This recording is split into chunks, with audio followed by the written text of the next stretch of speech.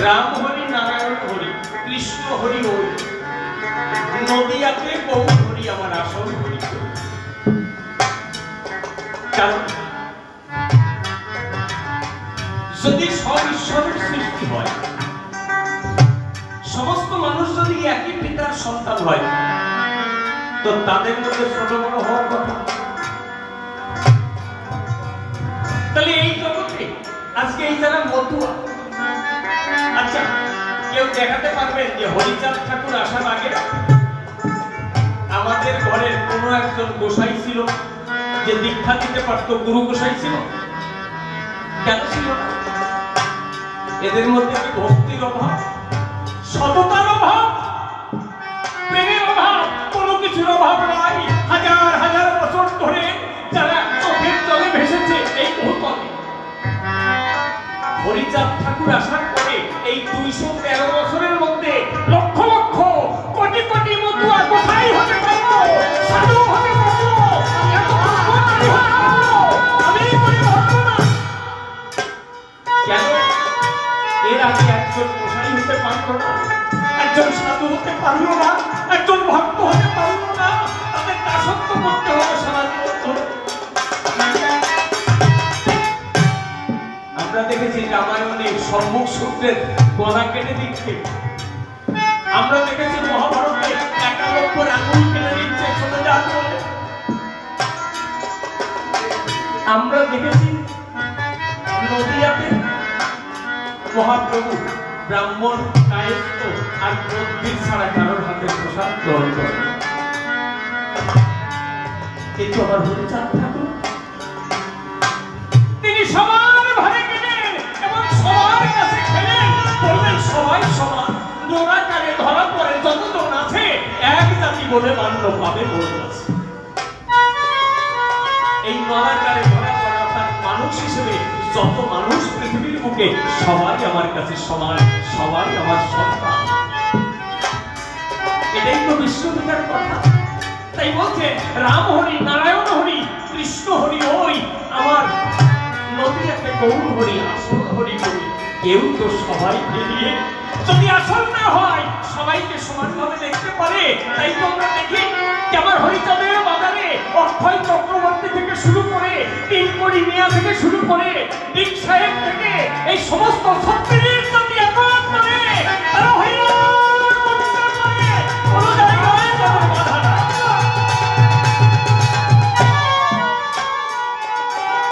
আর কেউ কোথাও পেরেছে আমাকে দেখার পরে দেখতে চান আপনারা শুধু সঙ্গটা বুঝবেন একজন মানুষকে তো চেনা যায় তাদের সাথে সারা জীবন চলে তাই দেখে নাকি আপনারা দেখুন মহাপ্রভুর পার্শ্ববর্গ কয়জন শুদ্ধ শ্রেণীর মানুষ ছিল কয়জন নির্যাতিত শ্রেণীর মানুষের সঙ্গে তিনি ঘুরেছেন কয়জন মানুষকে কৃপা করেছেন কৃষ্ণচন্দ্র যখন বৃন্দাবনে ছিলেন তিনি ওই কপিলের সাথে চলেছেন কুয়ালা দ্বারা। কিন্তু যখন তিনি কংসকে বধ করে মথুরায় গিয়ে রাজা হয়ে গেলেন আর বৃন্দাবনের সাথে তার সম্পর্ক নাই। কেন? কারণ না ছোট জাত কুয়ালা, ও তখন ক্ষত্রিয় রাজা, তখন চলে যাচ্ছে, রাজত্ব করছে, যত বন্ধু বান্ধব আছে আর দেখবেন বৃন্দাবনের সাথে তার সম্পর্ক নেই। আরো একটা বড় প্রমাণ কোথায়? আজকে কৃষ্ণচন্দ্র যখন লীলা করছেন বৃন্দাবনে, দেখবেন সকালবেলায় উঠে গরু চড়াতে যাচ্ছে, তাই? আচ্ছা, কোন রাজার ছেলে ভারতবর্ষে মানে গোটা পৃথিবীর ইতিহাসে আছে গরু চড়ায়? কত গরু চড়ানোর কথা গরিব মানুষের ছেলেদের, তাই? একটা কবিতা আছে যে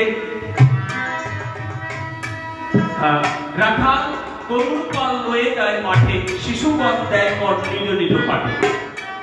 আচ্ছা, রাখালও তো বাচ্চা নাকি? আর শিশু তারাও বাচ্চা, তাহলে শিশু কাদের বলছে আর রাখাল কাদের বলছে এটা বুঝতে হবে। নিশ্চয়ই রবীন্দ্রনাথ ঠাকুরের ঘরের ছেলে, সে গরু চড়াতে যেত না, তার মানে ওনার শিশু। আর গরু চড়াতে যেত কারা? এই নমস্কার পদ বাগদি কেন মানো এদের ঘরের ছেলেরা। তাই বলতে রাখাল গরুর পাল লয়ে যায় মাঠে আর শিশুগণ দেয় মঠ নিজ নিজ পাঠে। অর্থাৎ তারা পড়াশোনা করবে, তারা দেশ চালাবে, আর তোমরা আজীবন তাদের দাসত্ব করবে। তাই কৃষ্ণ যতদিন গোয়ালার ছেলে ছিল বৃন্দাবনে, ততদিন তার বিদ্যা শিক্ষা লাভ করার অধিকার ছিল না। কিন্তু যখন গিয়ে বসুদেব বলল যেটা নন্দ ঘোষের ছেলে না, ওটা আমার ছেলে, আমি ক্ষত্রিয়, তারপরে সঞ্জীবনী মুনির আশ্রমে লেখাপড়ার অধিকার ছিল। গোসাই এটা একটু ভালো করে বোঝা দরকার। কারণ আমাদের মানুষ সব খিচুড়ি বানায়, সব এক। এই যারা বেশি খিচুড়ি বানায় বলতে এগুলো ভেজাল নয়, কোনো কিছু এক না। আমি কাউকে অশ্রদ্ধা করছি না, আমার বাস্তব কথা বলতে যাব, তাতে কাউকে তো অশ্রদ্ধা করার দরকার নেই। আমি আমার বাড়ি 10 তলা বানাবো, তাতে তোমার বাড়ি যদি ছোট হয়ে যায় কি করবো জানো তো? কারণ বাড়ি না ভেঙেও ছোট করা যায়। অর্থাৎ দোতলা আছে, 3-4 তলা বানাবো, ওটা এমনি ছোট হয়ে যাবে। অর্থাৎ আমার আদর্শ, আমার দর্শন আমি তখন পরিষ্কার করে বুঝতে পারবো তার পাশে যদি কেউ ছোট হয় আমার কিছু করার নেই।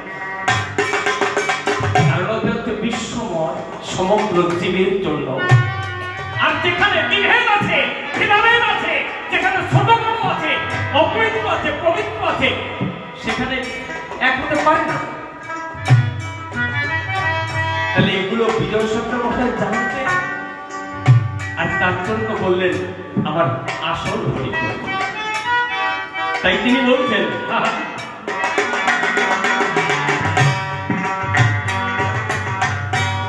ব্রাহ্মণ ক্ষত্রিয় বৈশ্য গৃহে ঈশ্বর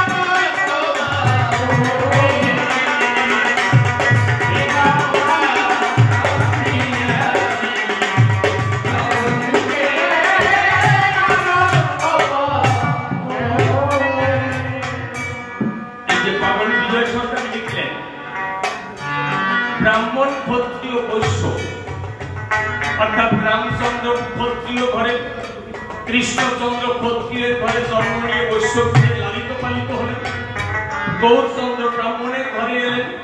আগে পরশুরাম থেকে শুরু করে যত অবতার দেখতে পাই সব ব্রাহ্মণ। তাহলে শূদ্ররা কি মানুষ না?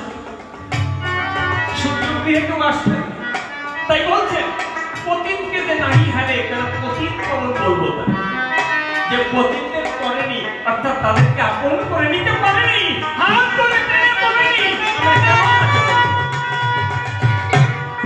অত সহজ না।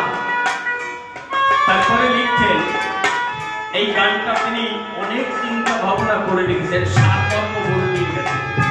আমার হরিচাঁদ ঠাকুরের যে দর্শন, মূল দর্শনটা পাগল বিজয় সরকার এই গানে 4 লাইনের গানে শেষ করে দিয়েছে। কি বলছেন?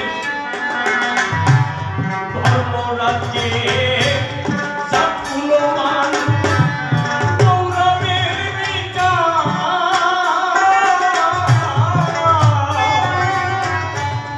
ঘোচাইয়ে দিলেন ঠাকুরে অন্ধ সংস্কার।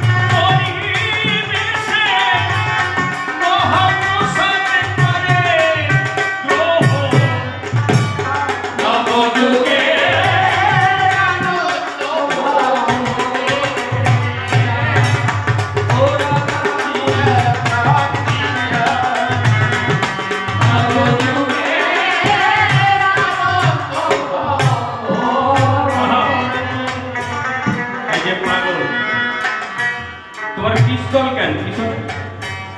কারে গুলি করে?